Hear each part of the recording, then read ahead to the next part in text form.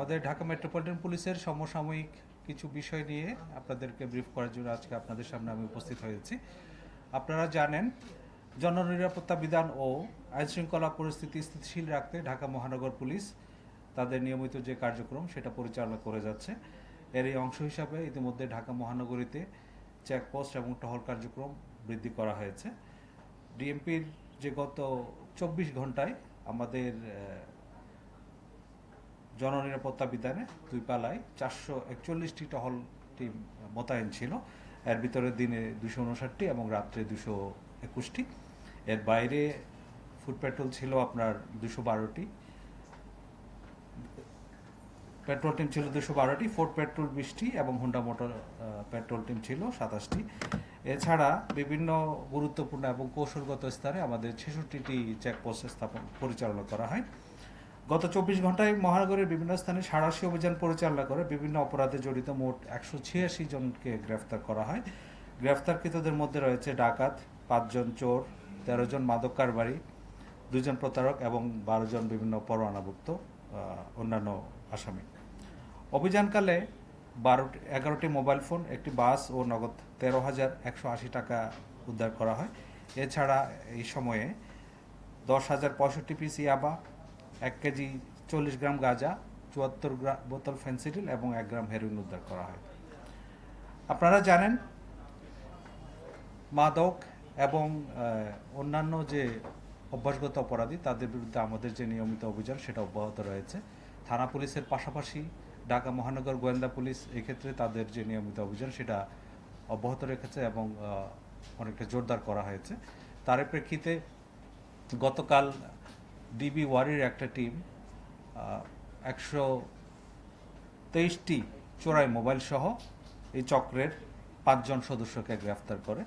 এবং আপনারা জানেন, মোহাম্মদপুর এলাকায় কবজি কাটা আনোয়ার নামে একটা গ্রুপ রয়েছে। তারা বিভিন্ন অপরাধের সাথে সরাসরি জড়িত এবং এই অপরাধের যারা সদস্য তারা জনমনে আতঙ্ক সৃষ্টি করা থেকে আরম্ভ করে নানা সময় বিভিন্ন অপরাধ কার্যক্রমের সাথে জড়িত। সেই কবজি কাটা আনোয়ার গ্রুপের 2 জন সদস্যকে তারা গ্রেফতার করেছে তেজগাঁ গোয়েন্দা বিভাগের একটা টিম। এই 2 জনের নাম হচ্ছে মোহাম্মদ নিশাত এবং মোহাম্মদ রাসেল ওরফে পেস্টিং রাসেল। এছাড়া আপনারা জানেন, রাজধানীর গুলশানের সাবেক সংসদ সদস্যের বাসায় গিয়ে 50 লাখ টাকা চাঁদা দাবি মামলার একটা ঘটনায় 5 জন রিমান্ডে রয়েছে। তাদের একজনের বাসা থেকে 2,25,00,000 টাকার একটা চেক উদ্ধার করা হয়েছে এবং এই ঘটনার প্রেক্ষিতে পৃথক একটি মামলা কলাবাগান থানায় প্রক্রিয়াধীন রয়েছে। গত 6 মাসে আপনারা যে আমাদের যে অপরাধ সূচক সেগুলো যদি আমরা পর্যালোচনা করি, জানুয়ারি 2025 থেকে জুন 2025 পর্যন্ত এই সময়ে ঢাকা মহানগরের 50টা থানায় 33টি ডাকাতি, 248টি ছিনতাই, 121টি খুন এবং 1,068টি চুরির মামলা রেকর্ড করা হয়। এই হিসাবে যদি আমরা চিন্তা করি, গড়ে ঢাকা মহানগরীতে 20টির মতো খুনের ঘটনা সংঘটিত হয় প্রতি মাসে এবং এই সংখ্যা ডাকাতির ক্ষেত্রে গড়ে 5টির মতো ঘটনা সংঘটিত হয়। গত 6 মাসের যে অপরাধ সূচক সেটা বিশ্লেষণ করলে আমরা দেখতে পাই এই সময়ে গড়ে 46টির মতো ছিনতাই মামলা রেকর্ড করা হয়েছে। এবং আরেকটা বিষয় যেটা অনেকেই আপনারা হয়তো উদ্বিগ্ন, আমরা সেটা খুব গুরুত্ব দিয়ে দেখছি। আমাদের কাছে যখনই কোনো অভিযোগ আসে সেটা আমরা অবশ্যই মামলা হিসাবে রেকর্ড করি, সেটা হচ্ছে চাঁদাবাজি। গত 6 মাসের পরিসংখ্যানে আমরা দেখছি ডিএমপিতে গড়ে প্রায় প্রতি মাসে 70টির মতো চাঁদাবাজির ঘটনা রেকর্ড করা হয়। এখানে চাঁদাবাজি শুধুমাত্র এককভাবে চাঁদাবাজি না, হয়তো অন্য কোনো মামলায় চাঁদাবাজির সেকশন থাকলে সেটাও কিন্তু চাঁদাবাজির মামলা হিসেবে আমরা ধরেছি। তো সার্বিকভাবে বলতে গেলে ডিএমপির বর্তমান যে আইনশৃঙ্খলা পরিস্থিতি সেটা আমরা স্থিতিশীল আছে বলে মনে করি। এর বাইরে আমরা যে আমাদের নিয়মিত পুলিশি কার্যক্রম সেটা অব্যাহত রেখেছি। আমাদের দুটো বিষয় রয়েছে, একটা হচ্ছে অপরাধ প্রতিরোধে যে প্রিভেন্টিভ যে কার্যক্রমগুলো সেগুলো, এবং যেসব ঘটনা ঘটে যাচ্ছে সেগুলো আমরা দ্রুত সময়ের ভিতরে রহস্য উদ্ঘাটন করে সেটা ডিটেকশনের কাজ। আপনারা জেনে আনন্দিত হবেন, সাম্প্রতিক সময়ে যেসব চাঞ্চল্যকর ঘটনা ঘটেছে বেশিরভাগ ক্ষেত্রেই আমরা সেগুলো রহস্য উদ্ঘাটন করতে সক্ষম হয়েছি এবং যারা এইসব ঘটনার সাথে জড়িত ছিল তাদেরকে আইনের আওতায় নিয়ে আসতে সক্ষম হয়েছে। তার একটা অন্যতম উদাহরণ হচ্ছে সম্প্রতি রাজধানীর যে চাঞ্চল্যকর সোহাগ হত্যা মামলা আপনারা জানেন, ইতিমধ্যে এই ঘটনায় 12 জনকে গ্রেফতার করা হয়েছে এবং তার মধ্যে 9 জন স্বীকারোক্তিমূলক জবানবন্দি প্রদান করেছে।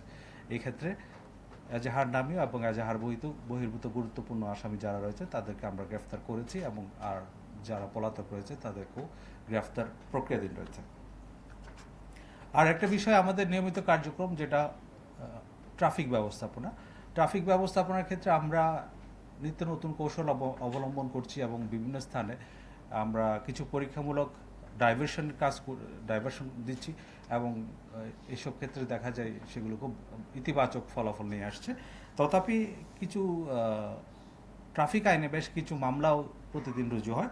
গত 24 ঘন্টায় এরকম 2845টি মামলা রুজু হয়েছে এবং এর মধ্যে 282টি গাড়ি ডাম্পিং করা হয়েছে এবং 93টি গাড়ি রেকার করা হয়েছে। আমরা প্রত্যাশা করি নগরবাসী তারা সড়ক পরিবহন আইন মেনে চলবেন এবং নগরের যে ট্রাফিক শৃঙ্খলা সেটা মেনটেন করার জন্য পুলিশকে যথাযথভাবে সহায়তা করেন। আমরা ঢাকা মহানগরের পক্ষ থেকে নগরবাসীর সার্বিক নিরাপত্তা এবং নির্বিঘ্নে চলাচল নিশ্চিত করতে আমরা আন্তরিকতার সাথে কাজ করছি। আপনাদেরকে আমরা আহ্বান জানাচ্ছি, সবাই আইন মেনে চলবেন, কোনোভাবেই আইন নিজের হাতে তুলে নেওয়া যাবে না এবং যে কোনো ক্ষেত্রে অপরাধ এবং অপরাধীদের সম্পর্কে কোনো তথ্য থাকলে নিকটস্থ থানায় অবহিত করবেন, পুলিশ তাৎক্ষণিক ব্যবস্থা নেবে। আমরা ঢাকা মহানগর পুলিশ সবসময় আপনাদের পাশে আছি, থাকব। আসসালামু আলাইকুম, সবাইকে অনেক ধন্যবাদ আমাকে ধন্যবাদ সুযোগ দেওয়ার।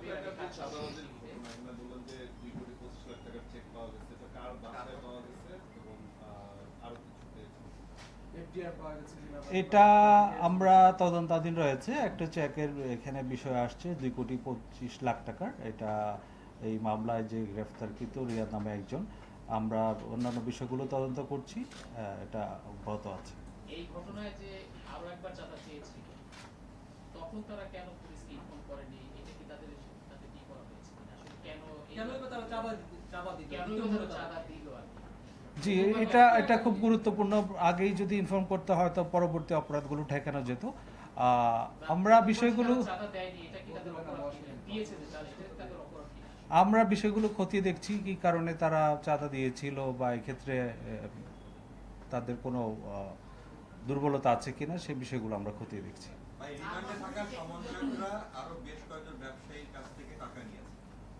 প্রাথমিক জিজ্ঞাসাবাদে জানা গেছে কিনা যে কতজনের কাছ থেকে তারা টাকা নিয়েছে এবং তাদের অ্যাকাউন্টে অস্বাভাবিক লেনদেনের তথ্য পাওয়া গেছে এবং এই টাকাটা তাদের উপরে নেতাদের কাছেও ভাগ করা হয়। মানে এই জিজ্ঞাসাবাদে এই পর্যায়ে কি কি তথ্য এরকম পেয়েছেন?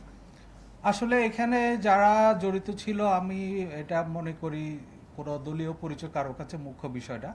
আমরা যে সম্ভাব্য কারণগুলো এবং এখানে যারা জড়িত ছিল তারা ব্যতীত আর অন্য কেউ আছে কিনা সেটাও আমরা তদন্ত করে দেখছি। আশা করি তদন্ত শেষে এগুলো বিস্তারিত জানা সম্ভব হবে। আইন শৃঙ্খলা পরিস্থিতি আশঙ্কা করে সতর্কবার্তা জারি করেছেন পুলিশ সদর দপ্তরের পক্ষ থেকে সারা দেশে এখানে আগামী কয়েকদিনের জন্য। আসলে এই বিষয়ে ঢাকা মহানগরীতে বিশেষ করে একটি রাজনৈতিক দল যারা পলাতক, তারা আইন শৃঙ্খলা পরিস্থিতি অবনতি ঘটাতে পারে। আপনাদের কাছে আসলে কি ধরনের মেসেজ আছে আর এই ব্যাপারে আপনাদের পদক্ষেপটা কি? আমরা যে কোনো সময় সতর্ক রয়েছি, যে কোনো অরাজক পরিস্থিতি মোকাবেলা করার জন্য ডিএমপি তার পূর্ণাঙ্গ সক্ষমতা নিয়ে কাজ করছে। এই ক্ষেত্রে যদি কেউ আইন শৃঙ্খলা অবনতি করার চেষ্টা করে সেটা আমরা অবশ্যই আইনানুগভাবে মোকাবেলা করব। এর বাইরে আমাদের যে গোয়েন্দা তথ্য যেগুলো থাকে সেগুলো কাজে লাগিয়ে আমরা আইন শৃঙ্খলা পরিস্থিতি স্বাভাবিক রাখার জন্য চেষ্টা করছি।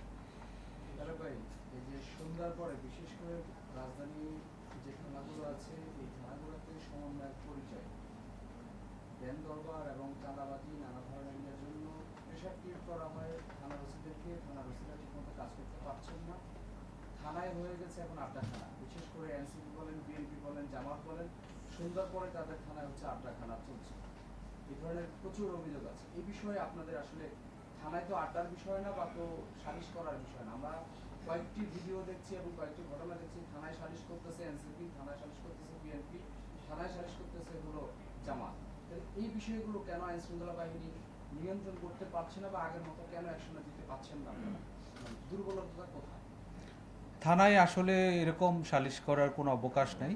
যদি কোনো মামলার বাদী অথবা বিবাদী তারা নিজেদের মধ্যে আপোষ মীমাংসা করে সেক্ষেত্রে তারা নিজেদের মতো করে করতে পারে। তবে এই ক্ষেত্রে আপনি যেটা বললেন দেন দরবার বা তদবির, এইগুলা থানায় বসে কোনো নাম দিয়ে করার কোনো অবকাশ নেই। এই ক্ষেত্রে কোনো সুস্পষ্ট অভিযোগ পেলে আমরা অবশ্যই প্রয়োজনীয় ব্যবস্থা গ্রহণ করব। পুলিশ আগের মতো অ্যাকশনে কেন যেতে পারছে না? আমরা দেখছি যে গত বছরের তুলনা বা এর আগের বছর তুলনায় আমরা দেখছি যে একেবারে মোহাম্মদপুর ছিনতাইকারীদের অভয়ারণ্য হয়ে উঠছে, যথেষ্ট হচ্ছে, পুলিশ কাজ কিন্তু তারপর দমানো যাচ্ছে না। পুরো রাজধানীটাই আপনার চাঁদাবাজি আর ছিনতাই প্রতিদিনই ঘটনা ঘটছে, তাহলে পুলিশ কেন অ্যাকশনে যেতে পারছে না আগের মতো? আমার আপনার প্রশ্নের একটা পার্ট আমি বলি। পুলিশ কিন্তু যথেষ্ট সক্রিয় রয়েছে মাঠে এবং